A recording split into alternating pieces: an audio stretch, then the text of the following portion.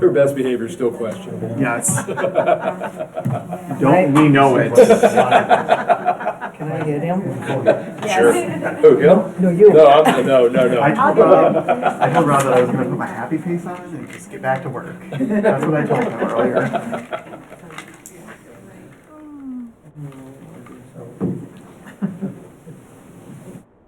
I've had people outside of the company where there's not been one.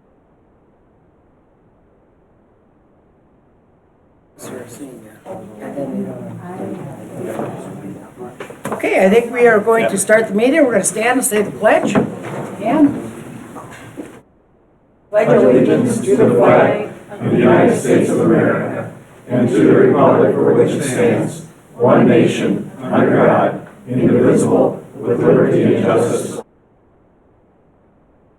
okay, with that, we're going to open up the open public forum. There's not going to be any decisions made by the council tonight. We're here just to get input from our community. We want to know how you feel. We're going to try, anybody that would like to speak, will get an opportunity to speak. And we just ask that you be respectful of one another. With that, I am going to switch it over to Drew. Drew's going to give you a small update, and then we'll move to the financial part with Michael, and then we'll open it up to questions. So Drew? All right, thank you all for coming. My name is Drew Schmidt, and I am the sole owner of Winthrop Market LLC.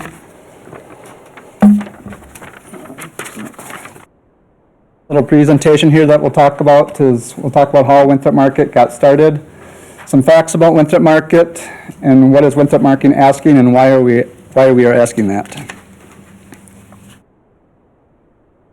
So, I got on the EDA back in March of 2019, and my whole goal there is I was going to be a long-term resident in Winthrop and wanted to make sure that Winthrop hopefully can maintain and grow as much as we can. So right away in 2019, Red Rooster Foods informed us that they were looking to close the grocery store. So the EDA, hearing from a lot of people and going out, came up with that they wanted to keep the local grocery store. So we went through some long searches to try to find a new owner. Unfortunately, not one was coming around. I myself thought I still want to be a Winthrop resident here. I want a grocery store in town. I want to be here long term. My wife, Megan, is a pharmacist here with the pharmacy. Got 2 kids growing up. We want to have the grocery store. So I worked hard for many months with a lot of people to establish a business plan to keep it open. Unfortunately, Red Rooster Foods wasn't very flexible. They had their thing where it was either you take this option or we close the doors. We all know once we close the doors, it's a lot harder to reopen once they close. So the option that it was a triple net lease where you either buy or rent the building, you buy the equipment and the inventory, and you're responsible for everything. Property taxes, repairs, it all. So we put together a plan, pretty confident with it. So we went forward, and Winthrop Market was established, and our first day of operation was September 16th of 2019. Some facts about Winthrop Market here is we have successfully been in operation for over 3 years now. We're open over 360 days a year. We are currently staffed with 17 employees, 4 full-time. We are a full-service grocery store. We have bakery, deli, HBA, general, frozen, dairy, grocery, produce, meat. We have our own smokehouse, so we specialize in our homemade meats. We are SNAP, EBT, and WIC approved. And we provide local food source to the whole community. So when COVID was closed, we were open all the time. It's not, we don't just have everything. Like I said, we're a full service grocery store that has everything in there. Being a full service, we assist our customers that are needed with bagging and getting their groceries to their car.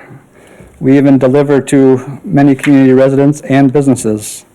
During COVID, delivery was picked up heavily as we delivered to many who were ill, and needing food.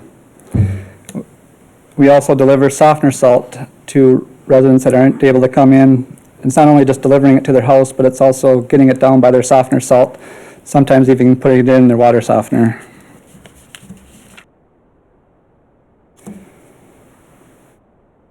We provide business to many other communities, so it's not just Winthrop Market where the money is going to or anything like that. We provide other businesses, so any repairs done, a lot of it's done locally. So we did our lighting thing to switch it all to LED. Jackson Electric was there. I mean, we have many other businesses where a lot of restaurants where we provide meals to employees every once in a while to help the restaurants out.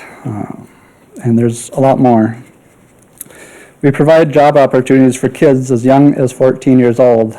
This is one of the neat things that I really enjoy when students around here that are 14 that don't have a lot of opportunities to get a job, that we can provide a job for them, and not only just a job there, but to help them grow, whether it's into college or to the next step. So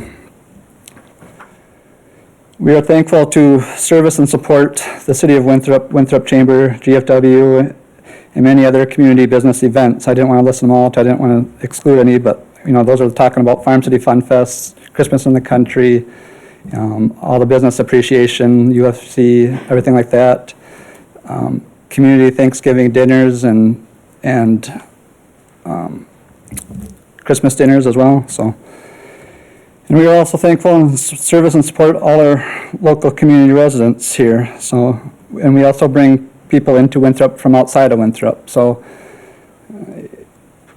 one thing I do watch every year is our average customer growth, and every year from 1 year, 2 to 3, we are improving quite a bit. So, that is great.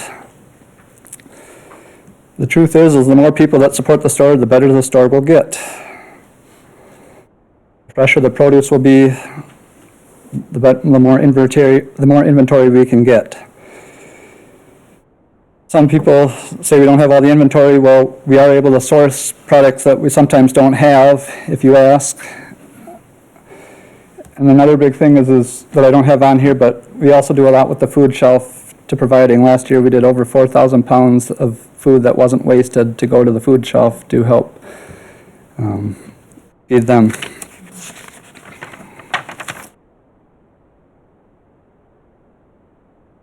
So what is Winthrop Market asking for? Winthrop Market is asking the City of Winthrop Council for a resolution of $250,000. I break it down into $160,000 down to purchasing and securing the building. If we want a long-term plan, I'd like to know that the building is secure in here. $20,000 to update the front entrance. We've tried a few times to repair it, but the wind takes it and everything like that. So that is one thing that needs to get repaired right away. Hey Drew, Yes. Who owns the building right now? Currently, it's still Cam and Mary Ryan Properties under them. So Great. they were the ones that the owners of Red Rooster. So. And there's $25,000 in to purchase the equipment and $45,000 operating capital there for future repairs for the building and equipment. The city would be responsible for building and equipment maintenance repairs. There would be deferred rent payments. Winthrop Market will be, so one of the big things to have it long-term is making sure we get rid of the debt. And if we can work to get rid of the debt, hopefully in 5 years, then, we can make deferred payments back to the city for this. The $250,000 is not a grant. The city will be acquiring the property and the assets to have with it. The city will be collecting rent after a deferred time. So why is Winthrop Market asking this? Originally, when I went through it was establishing a 3-year plan. We got through. Now we want to be open for the community. We want to be here, but it's only fair to myself, my employees, and our customers to make sure we put a long-term plan together. The plan establishes to become more viable. With the city having it on, it will reduce such expenses like property taxes, insurance, and some repairs. Like I mentioned, this will be able to help eliminate our debt quicker, getting more loans and debt. Goal is to the cash flow, and we don't want, too much debt would sink, so we're trying to avoid that. Also with the city has some more opportunities than a private business. There's possibly for some better rebates and grants available. Winthrop Market does currently work to get as many grants. We did work to get the Good Food Access Grant in 2022, and we will be trying to get that again in 2023. We were awarded $22,000, and that helped to go fix a lot of our meat equipment. So we are trying to ourselves, do as much as we can, and I will also be helping with the city, help get some things to maybe apply for other things to help with the expenses for the future. Again, the city will have the property and assets to show, so. Winthrop Market is thankful to the community for their support of our successful operation of more than 3 years. Together with your support, we look to establish a long-term plan for us to continue to serve and support our community with local food access. Thank you, and then there normally would be comments and questions, but I think they're going to do that later, so. Yeah, thank you, Drew. We'll have Michael now give us a little idea about the financing and so on. Yeah, I'm just going to touch on something that Drew brought up, because there was some questions at the other meeting. So for those of you that don't know me, I'm Michael Loft. I'm the city administrator and EDA director. So what Drew was talking about with the 5-year deferments is after 5 years, he would start helping pay back the money that he borrowed, just like you would a regular loan payment. The reason that he's asking for a deferment as part of the plan is because he would like to pay down his other debt that was attributed to when he opened the store. So just to clarify that a little bit, I know it's a little bit hard to understand. Yeah. You mean he's gonna be paying more than what would have been a normal rent? Yes. Prior, recover the $250? Yes. Yep. Thank you. It would cover the costs. So I wanted to give an overview of kind of why we're having this meeting and where this all kind of started and originated. I think there is a general impression that this kind of just came up one day and we decided to have an open forum. That is farther from the truth. So these conversations really started in the summer, in June, July. In the August, the EDA approved a loan to help Drew with some capital expenses and some equipment that he was going to get back to purchase some meat equipment. So we've been having these conversations pretty much all year, at least half the year. The other thing is when we put it on the agenda in October, it wasn't specifically the ask that Winthrop Market was asking for. The EDA has been working on this since September. We came up with the idea of buying the building for $160,000 plus fix some accessibility things at the front of the store, mainly the door and its ability to open and close and do all those things that doors are supposed to do. So jointly, the EDA was chosen to work on this problem from City Council. The mayor appointed the EDA to kind of solve and have a solution. They did so in the month of October. They sent it to City Council to approve. It just wasn't what Winthrop Market was looking for. We approved $180,000. They were looking for $225,000. So at that time, the mayor decided in October that we would table the resolution and that we were going to open it up to public comment and forum like we're doing tonight. The joint meetings have also happened, so there's been no less than 6 public hearings or public meetings on this exact topic with the EDA and City Council. We've had multiple joint meetings as well to try to figure out what's the most viable. And so the city only has a couple ways to fund things, right? Taxes and we borrow, and we pay taxes on that too. So taxes is our only real way, and there's two ways that we can fund this project, and it's still on the table on which way we're gonna go, so I'm gonna present both of them. You can take away with what you need.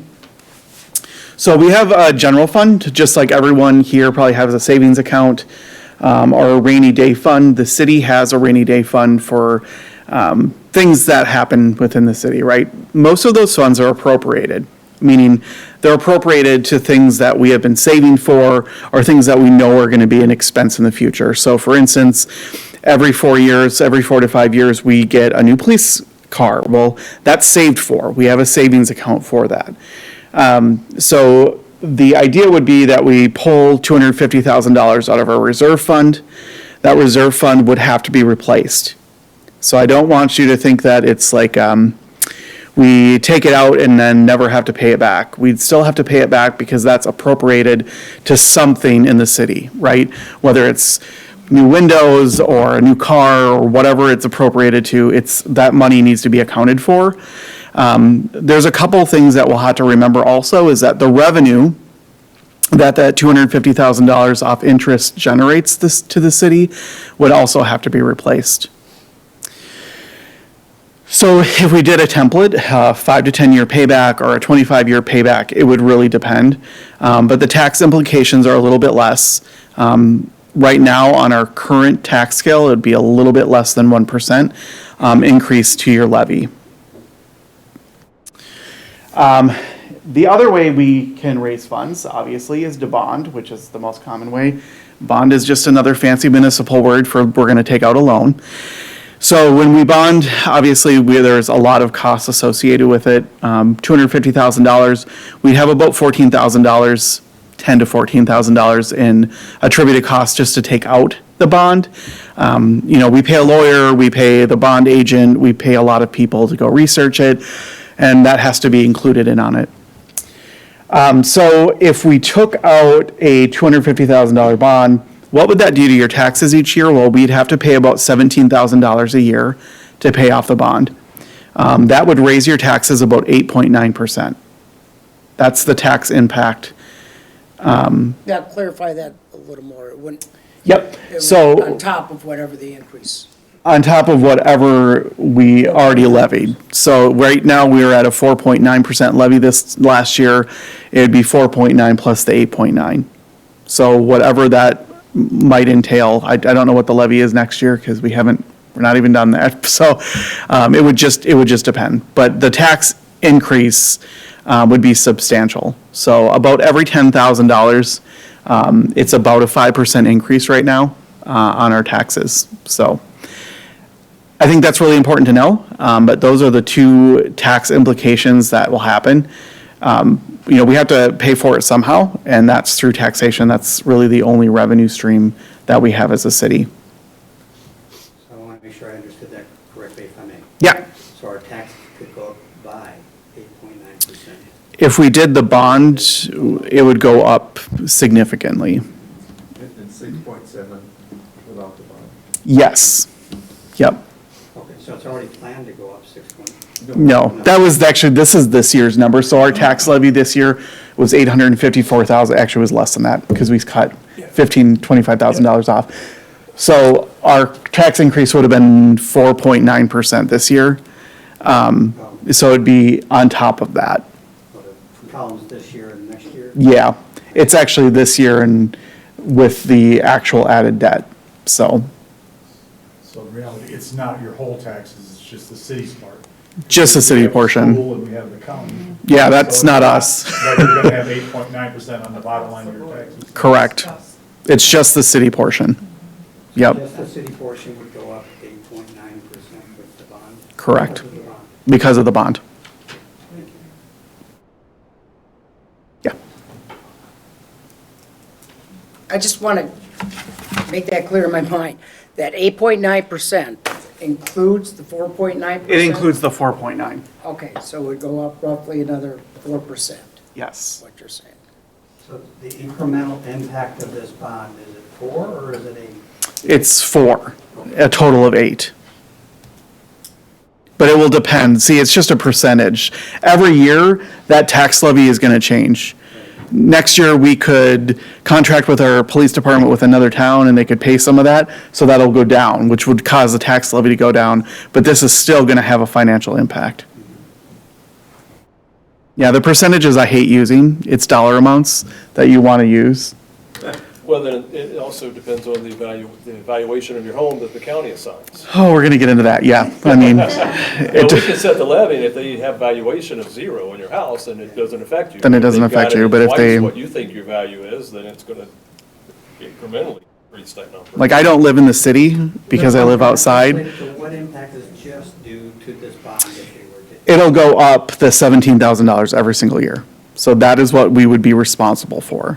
So as a taxpayer, divide that by about 612, which is the amount of households we get to tax without business, and that would be how much dollar impact. But then it goes through a formula of about 20 other things. So the value of your house, any other additional assessments, I mean, it's not an easy formula. But it will impact the budget about $17,000, which if you look at it, on a department case, that's about half of the library budget. You want to compare? So, Okay. All right, now what we're going to do is, do you have a list of people that I signed up do. that would like to speak? And again, we want your input. That's why we're here tonight. So, Tom, I think you're the first. Have to get up or can I just sit here? you've got a loud voice. I think we can hear you. Well, I guess my thing is, I'm his father-in-law, but the reason that my mom came back from South Dakota to Winthrop is because we do have a store and all the amenities, and I guess it goes back to her mom, it was Marie Keene, Melvin Marie Keene. My mom, my mom's mom and grandpa, they drove the streets of Winthrop till they were 95. And they could go to the store, and they could get to the clinic, and they could go to the pharmacy, and they could do all that. They couldn't do that in New Ulm. They couldn't do that in Hutch. So, I'm pretty young and pretty decent shape yet, but I can still do them things. But my mom was just survived stage 4 cancer, and she's not here tonight. She can't. So I'm here for her, to talk to her, and to the Graham McKeans, and to the Marie Carlsons. So, as we think of ourselves, selfishly, just for us, we gotta think about the old people that can't do the things. And like Megan said, my daughter, the pharmacist, don't worry, the store goes away, the pharmacy will go away eventually too, because when they go to New Ulm to buy their groceries, they're gonna buy their prescriptions there, they're gonna fill their car with gas there. It's the whole thing, when you go, we do it too, we go to Mankato, you don't go for one thing, you fill the car. And that's what's gonna happen to Winthrop, and then pretty soon, my $200,000 house is not gonna be a $200,000 house, my house is gonna be worth $150,000, because nobody's gonna, a lot of people, young couples that wanna move, they're not looking for a town with no amenities. So it's not, we gotta look farther down the road, and yeah, sure, it's gonna cost the city some money. I mean, $17,000 divided by how many households? I wish we could put a number, okay, this is like they do if you got a $200,000 house, it's gonna cost you this. If you got a $300,000, and that's probably, you don't know that number on average. But I said, my mom would probably have to leave Winthrop or somewhere. I mean, and there'll be a lot of people that were older that don't feel comfortable leaving town. I mean, it's